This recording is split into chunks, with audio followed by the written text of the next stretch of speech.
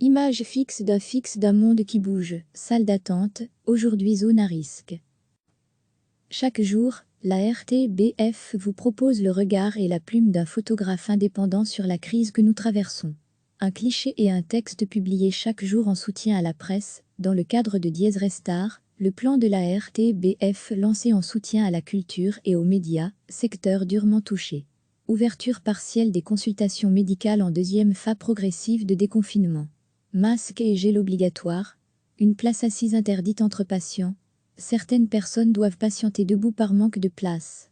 Il est imposé de venir seul. En consultation. Habituellement lieu de soins, la clinique est paradoxalement ressentie aujourd'hui comme zone à risque, espace où la suspicion s'infiltre quant à la potentialité de contamination entre patients asymptomatiques. Outre la perte d'identité visuelle liée au masque, on observe une diminution importante des interactions entre les patients, comme ces femmes, chacune repliée sur son smartphone, s'échappant de la réalité physique. La patiente debout tourne le dos aux autres, respectant ainsi la distanciation, les bras croisés protecteurs. Aujourd'hui, le corps et les gestes prennent une autre dimension dans la communication.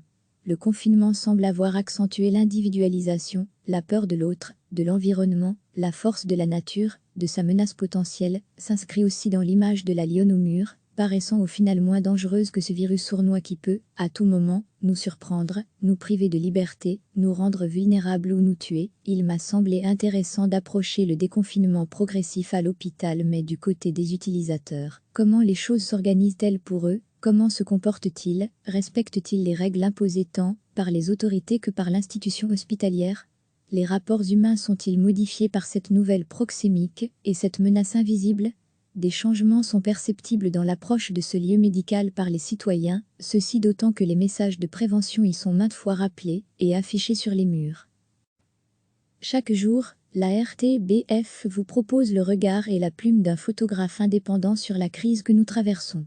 Un cliché et un texte publiés chaque jour en soutien à la presse, dans le cadre de Dies Restar, le plan de la RTBF lancé en soutien à la culture et aux médias, secteur durement touché.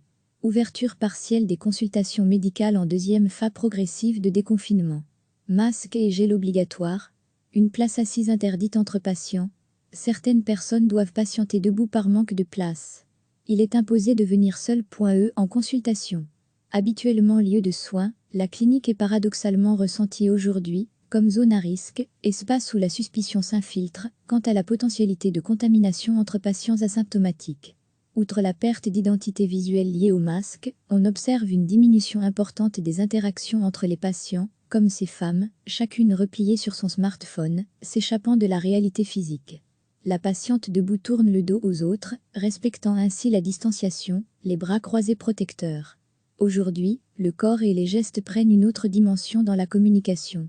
Le confinement semble avoir accentué l'individualisation, la peur de l'autre, de l'environnement, la force de la nature, de sa menace potentielle, s'inscrit aussi dans l'image de la lionne au mur, paraissant au final moins dangereuse que ce virus sournois qui peut, à tout moment, nous surprendre, nous priver de liberté, nous rendre vulnérables ou nous tuer. Il m'a semblé intéressant d'approcher le déconfinement progressif à l'hôpital, mais du côté des utilisateurs. Comment les choses s'organisent-elles pour eux? Comment se comportent-ils? Respectent-ils les règles imposées tant par les autorités que par l'institution hospitalière?